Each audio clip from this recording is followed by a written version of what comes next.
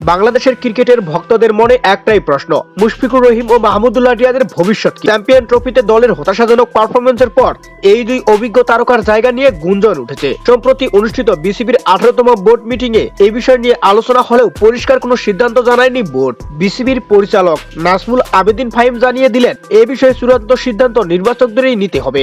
তিনি আরো বলেন, খুব কঠিন প্রশ্ন, তাদের ফিটনেস, পারফরমেন্স সবকিছুই বিবেচনায় আসবে, কিন্তু এটা আমার কল না, এটা নির্বাচকদের সিদ্ধান্ত। খেলাটা সহজ হবে না। এখন প্রশ্ন হলো, নতুন কেন্দ্রীয় চুক্তিতে মুশফিক মাহমুদুল্লাহ থাকবেন তো, নাকি এটি ইঙ্গিত দিচ্ছে এক নতুন যুগের সূচনার? অপেক্ষা ক্রিকেট প্রেমীদের বিসিবির চূড়ান্ত সিদ্ধান্তের ঘোষণার উপর।